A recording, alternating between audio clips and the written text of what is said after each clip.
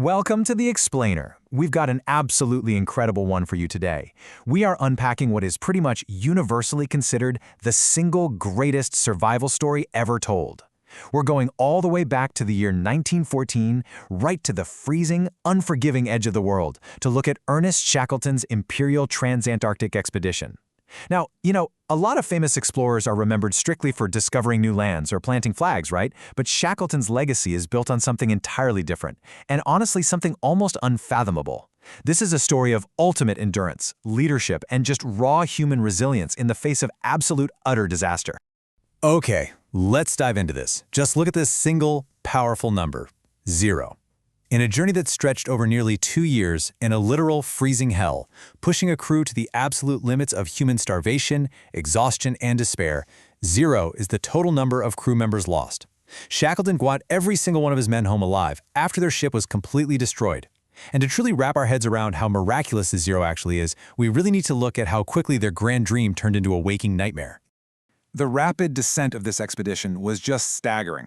In 1914, they set sail with 28 men, a bunch of sled dogs, heavy supplies, and this enormous hope of completing the very first land crossing of Antarctica. But, well, Antarctica had other plans.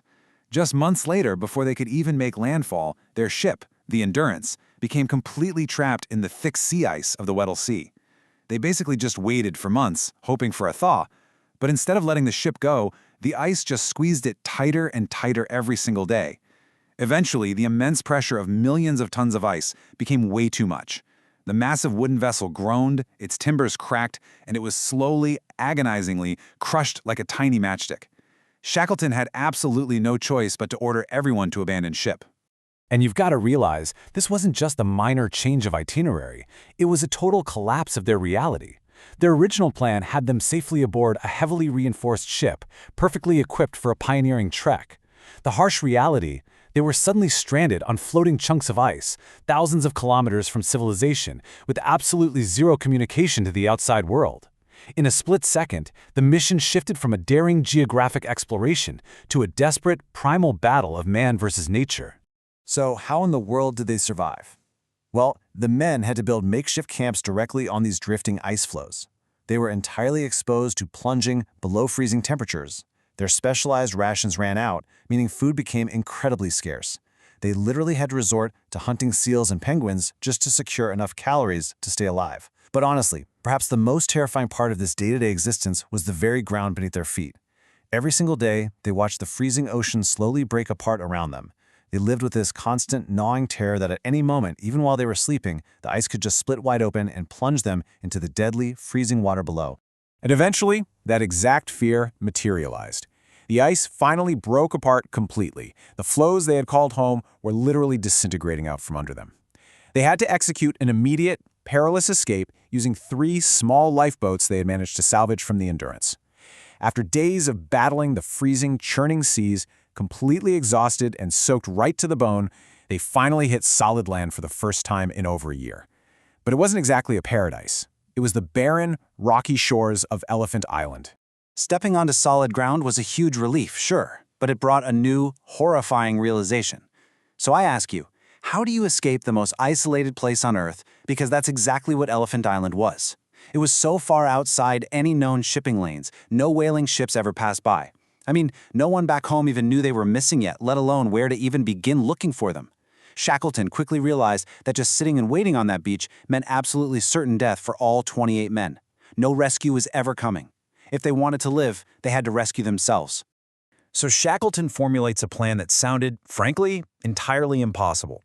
He decided to take 5 volunteers and leave the rest of the men behind on the island. Their vessel for this desperate rescue mission, the James Caird.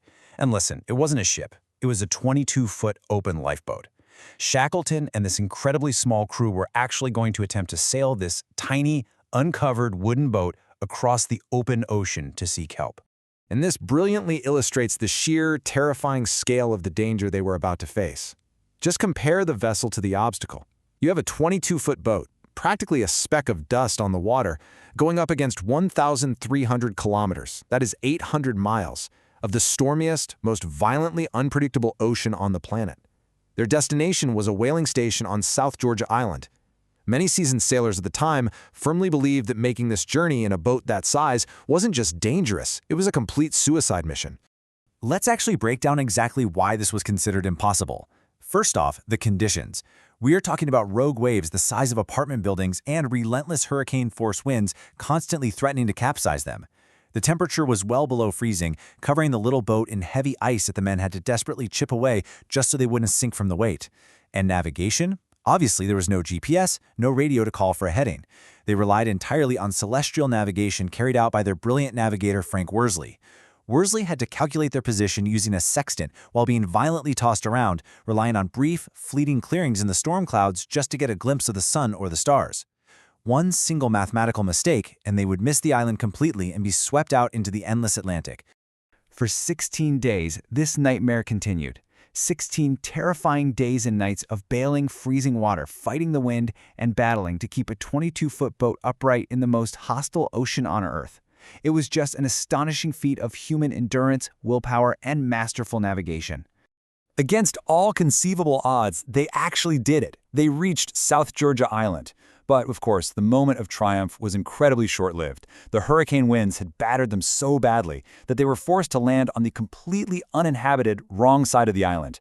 The whaling stations and their only actual hope for rescue were all on the opposite coast. So, solving one massive problem had immediately dropped them into a brand new nightmare. The boat was way too damaged to sail around the island, which forced them into some really drastic measures. First, abandon the boat. Next, Shackleton and two of his companions had to do something literally no human being had ever done before. They had to cross the interior of South Georgia, which was this brutal, completely unmapped landscape of jagged, glacier-covered mountains. They had 50 feet of rope and carpenter screws pushed through the soles of their boots for grip. Finally, they marched for 36 agonizing, exhausting hours straight, without a single moment of sleep, driven by pure adrenaline and the knowledge that 22 men back on Elephant Island were waiting for them. Until at last, they heard the sound of a steam whistle. They had actually reached the whaling station. Shackleton immediately started organizing a rescue for the men left behind on Elephant Island. But even then, the Antarctic winter fought back. It took 4 separate rescue attempts over several agonizing months because impenetrable pack ice just kept blocking the ships from reaching the island.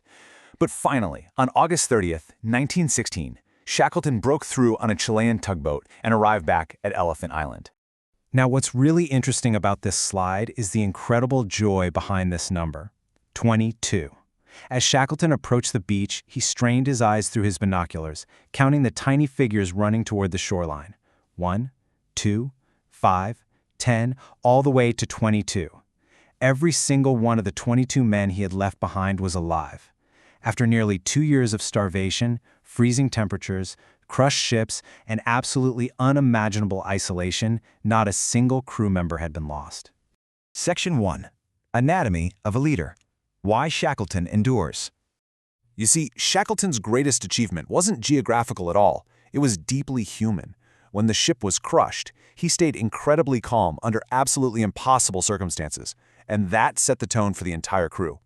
He immediately abandoned his own personal glory of crossing the continent and made the men's survival his one and only mission. He maintained hope and kept a strict routine to keep morale up when giving in to despair would have been so incredibly easy. He made insanely difficult decisions, like sailing the James Caird without any hesitation. But above all, he inspired complete, unwavering trust among his crew. They truly believed he would save them, and that belief is what kept them alive. And this is exactly why Shackleton isn't just a figure for history buffs, right? He's a highly studied case in modern leadership. Military leaders study his expedition for unparalleled lessons in crisis management under extreme pressure. Top business executives look to him to understand how to actually inspire trust and lead teams through volatile adversity. Crisis management experts dissect his timeline to learn how to make hard, swift decisions while actively maintaining group morale. The mechanics of how he held his team together on that ice floe translate directly into how modern professionals navigate their own high-stakes environments today. So, the ultimate takeaway from the Endurance expedition really comes down to this. True success isn't measured by completing the mission. It is measured by bringing your people home. Think about that for a second. Shackleton fundamentally failed his original mission. He didn't cross Antarctica. He didn't even set foot on the continent before his ship was destroyed. But by completely redefining his goal to focus entirely on the welfare of his team, he achieved history's absolute greatest leadership victory. I really want to leave you with this final provocative thought. We might not ever find ourselves stranded on a drifting ice floe in the Antarctic, thank goodness, but we all face our own versions of extreme adversity, sudden crises, and shattered plans. So ask yourself, when facing your own impossible circumstances, how will you lead your team to safety? Will you have the resilience to adapt, the courage to act, and the empathy to put your people first? Thank you so much for joining me on this incredible journey through the ice today on The Explainer. Keep learning, keep pushing forward, and I'll catch you next time.